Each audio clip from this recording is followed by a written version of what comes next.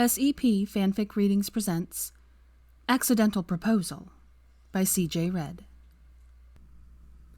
Chapter 16. Count on Me.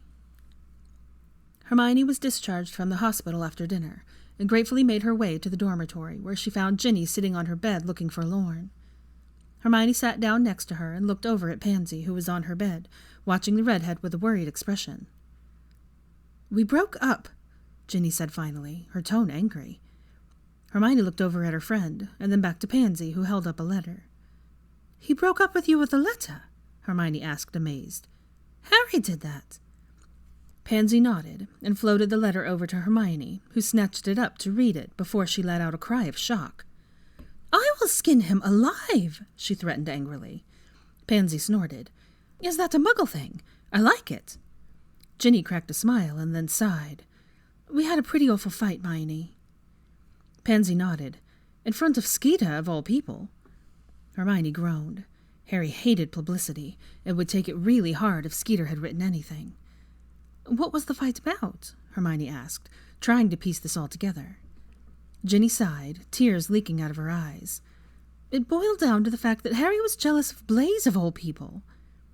Hermione looked up and frowned. "Blaise Zabini? Why?" Pansy rolled her eyes.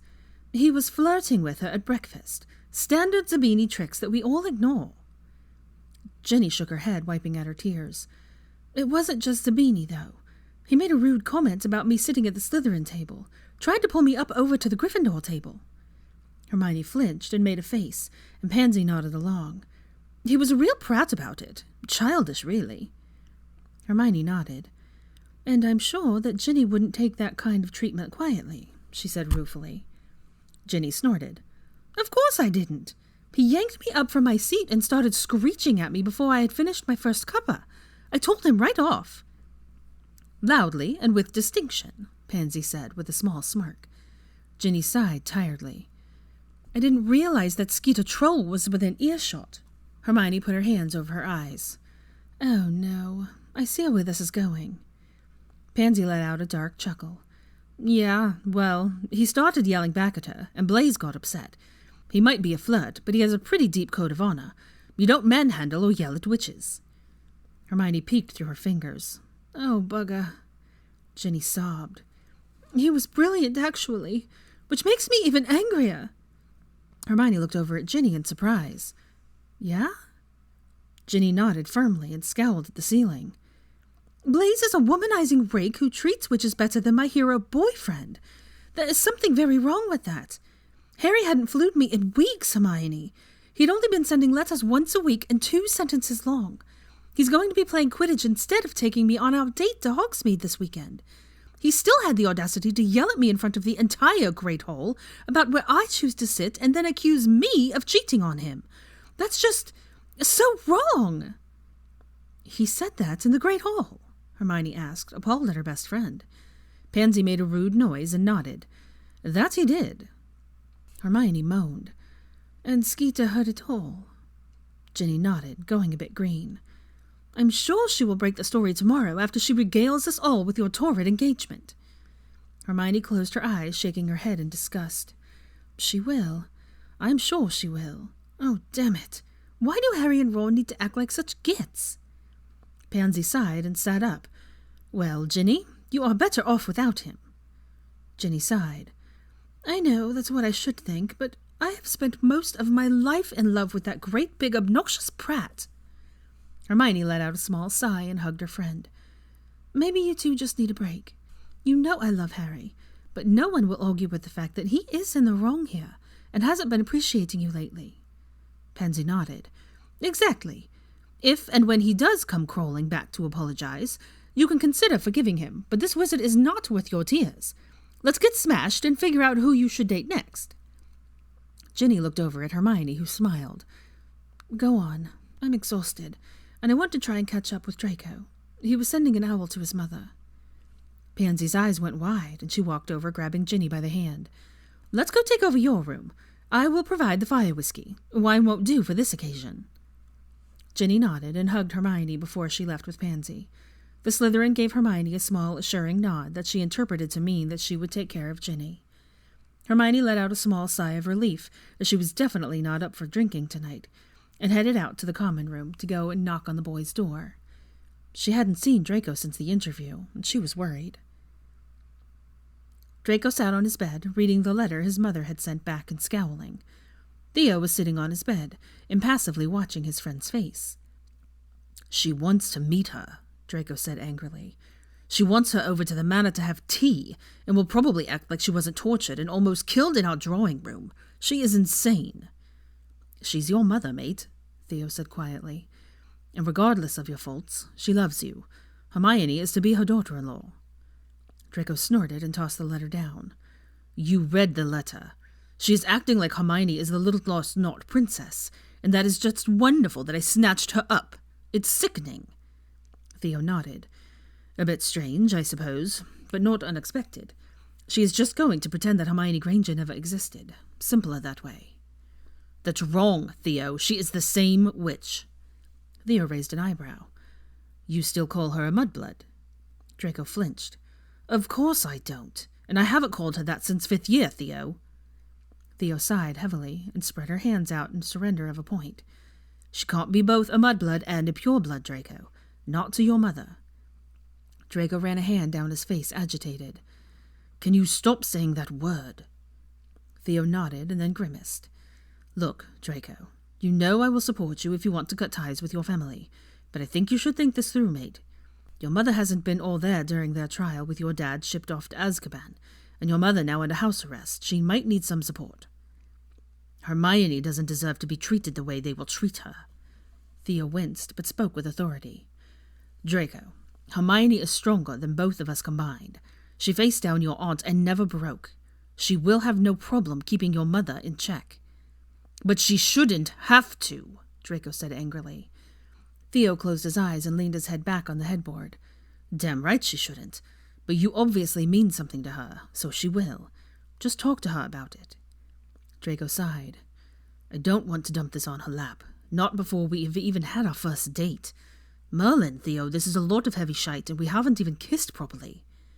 Theo held up his hand. "Stop talking now. She is my sister."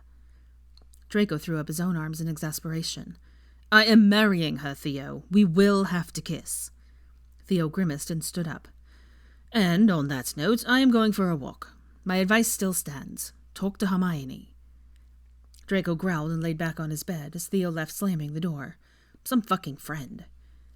5 minutes later, when someone knocked on the door, he rolled his eyes. "Pansy, I am not in the mood for a pep talk." The door opened and he looked over and jumped up. "Oh, hi." Hermione gave him a questioning look. "Pansy is with Ginny." Draco frowned. "I heard about the fight. Is she okay?" Hermione shook her head, her eyes dulling with sadness. "No, they broke up. Harry acted like a complete ass. What's going on with you, though?" Draco sighed and waved her in. "Just your normal Malfoy family drama. Nothing to worry about."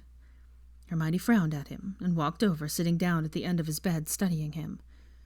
"Why don't you fill me in and I can decide if we need to worry or not?" Draco glared at the ceiling and then sighed, handing her the parchment that was in his hand. Hermione carefully unwrinkled it and read the note, frowning. "She wants to have tea," Hermione said in confusion. "Rather cheerful about it, and sends her congratulations. Obviously you didn't fill her in that it was a mistake." Draco grunted. "Of course I didn't." Hermione smiled softly, but soon went back to frowning. "It's a very polite note, Draco, which clearly has upset you greatly. Why don't you break this down for me? Because obviously there is a byplay here that I am not catching." Draco threw an arm over his eyes and said angrily, "She's going to pretend you were never adopted, never tortured in her home, never a Granger." "And that makes you angry?" she asked carefully. Draco hissed, "Yes." Hermione sighed. "Okay, why? It follows what I know of your mother to do this. The other option was to be a total bitch to me, and that wouldn't suit her purposes." Draco moved his arm, frowning at her. "What purposes?" "Reforming her image, I imagine, and maintain a relationship with her son. Plus, as much as you want to keep your life separate from your parents, they are still your only family. What happens when we have children?"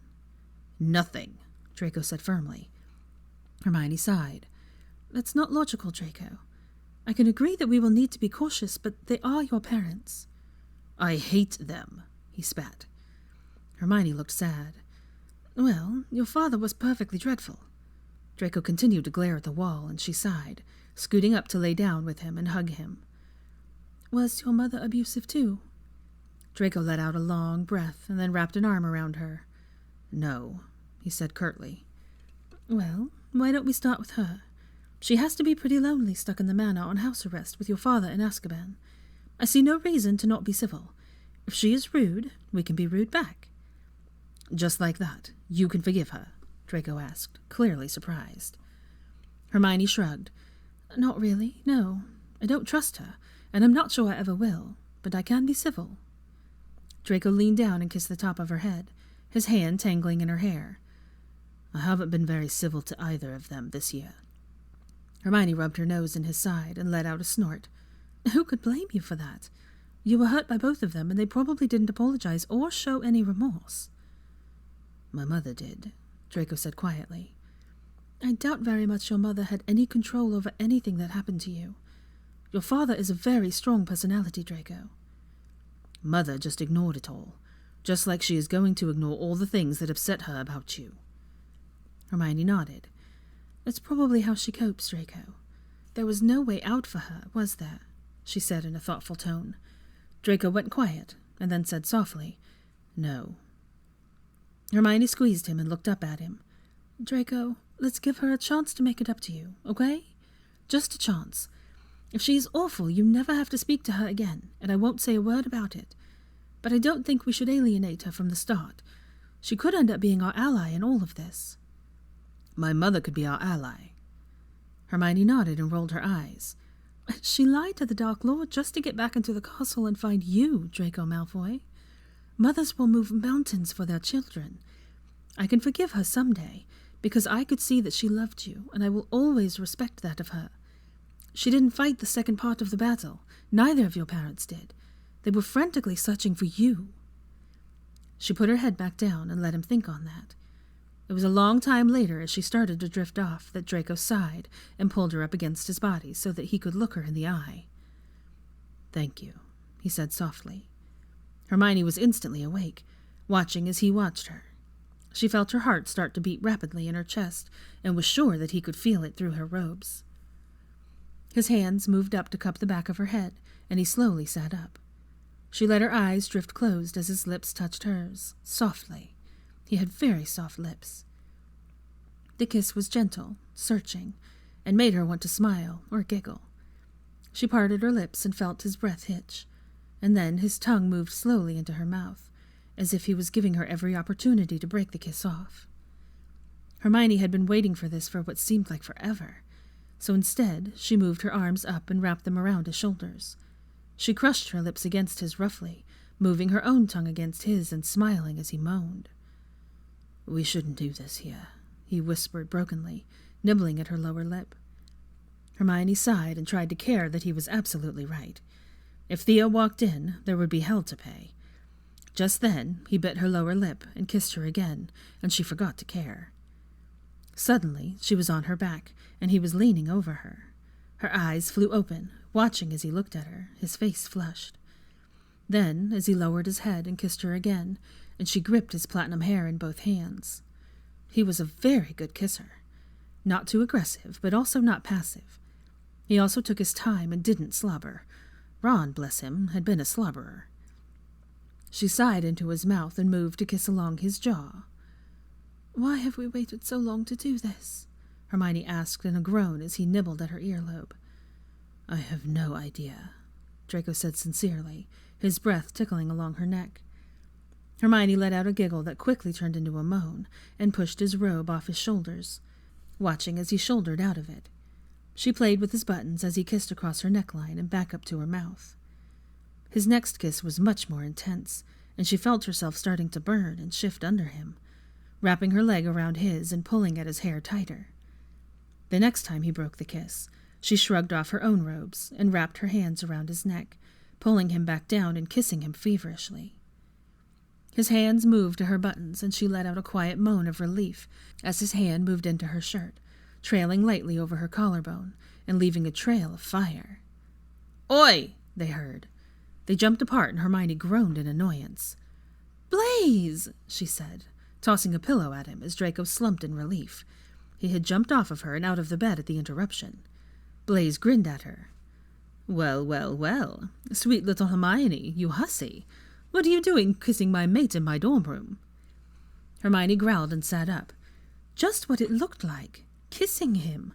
Why are you being a prat and interrupting us?" Blaze sauntered in and sent a stinging hex at Draco, who was glaring at his friend. "Look sharp, Malfoy. Her brother is on his way." He smirked and then winked at Hermione. "Next time, put a tie on the doorknob, love. It won't keep your brother out, but I respect the tie rule." Hermione groaned and nodded. "I will do that." Draco wiped a hand down his face and glared at Blaze before he threw himself back down on the bed and yanked Hermione to his side. She didn't understand why he wasn't kissing her again until he pulled a pillow over his lap, and then she laughed. "Maybe I should go," she whispered, looking up at him a bit embarrassed. Draco shook his head. "No, he has to start getting used to us as a couple at some point. Please stay." Hermione looked into his silvery gray eyes, which were looking back at her carefully, and realized that he was asking her to stay because he wanted her there with him, not because he wanted to ease Theo into seeing them together. She leaned up and kissed the side of his mouth sweetly. "Okay," she said simply, and put her head down on his shoulder, linking her hand with his over the pillow in his lap. Theo walked in a few moments later and grumbled at them, but didn't say anything. Instead, he grabbed a book and ignored them, after inquiring how Hermione was feeling. "Tired, and I didn't wish to be alone," she said firmly, knowing Theo wouldn't throw her out after that. Theo sighed at this and nodded as Blaze snorted. Draco grinned stupidly and held her closer, talking quietly with Blaze about what had happened with Potter in the Great Hall that morning. He had missed the whole scene, after all. When Hermione fell asleep, Theo made a face but waved Draco off when he went to move. "Let us sleep. Just keep your bloody trousers on," Theo said in a put-upon tone. "And your shirt as well," Blaze said cheekily.